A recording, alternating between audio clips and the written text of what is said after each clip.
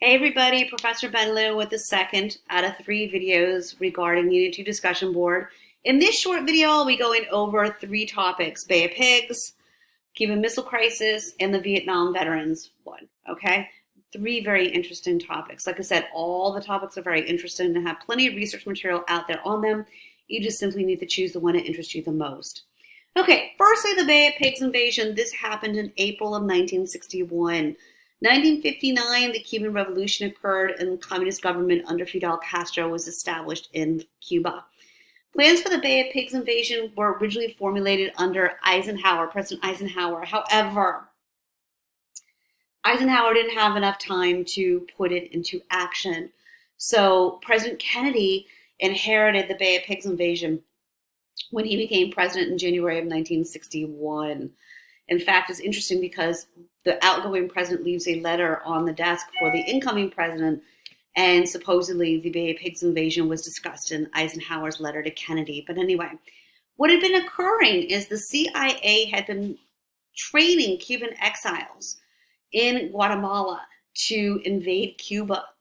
And what was hoped was when the exiles started to invade Cuba, Cubans would join them and Castro would be ousted. That was the hope. Okay. So in April of 1961, the Bay of Pigs invasion occurred. The U.S. government was supposed to aid the exiles with two airstrikes. Two airstrikes were promised.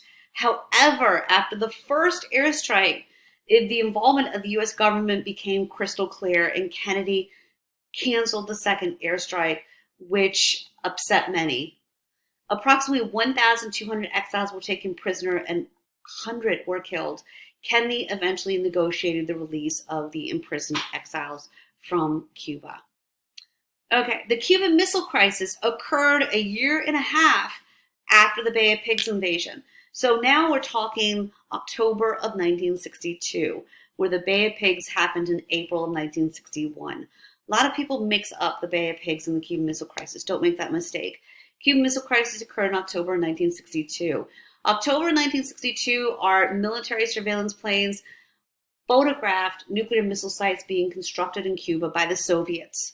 The Kennedy administration had two options in responding to the buildup of missile sites within Cuba.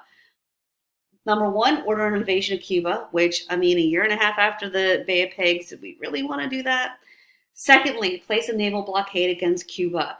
Kennedy administration chose the blockade because it was feared that an invasion would lead to intervention by the Soviet Union. Negotiations during the Cuban Missile Crisis lasted a very tense 13 days, and it was the closest the United States has ever been to nuclear war. Robert F. Kennedy, he served as his brother's attorney general. He wrote of his experiences as a member of the cabinet making these important decisions in his book, 13 Days. Really, really good book if you want a good book to read. And it was even turned into an excellent movie. The Soviets ended up removing the missiles from Cuba in exchange for the U.S. promise not to invade Cuba.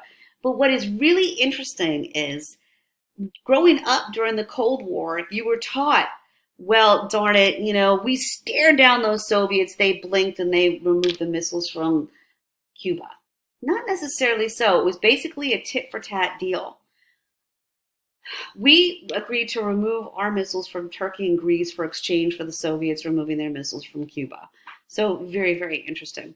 Okay, the last topic I want to go over in this short video is the Vietnam War protest.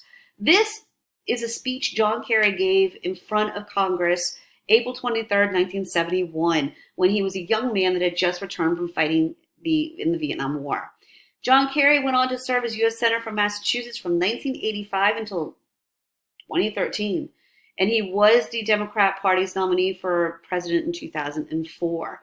He served as President Obama's Secretary of State from 2013 to 2017, but from 1966 to 1970, he served as lieutenant in the United States Navy fighting in Vietnam, and this is basically where this comes into play. The document you are going to analyze is his speech.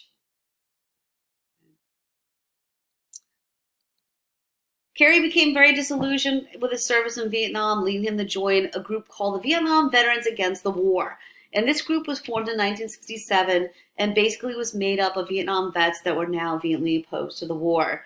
So he was chosen to give this incredible speech before a congressional committee on behalf of his fellow members of the Vietnam Veterans Against the War on April 23rd, 1971. Okay, I will end this video here, and next we will go over the women's rights movement, the Chicano rights movement, and the Black Power movement. All right, see you in a bit for video number 3.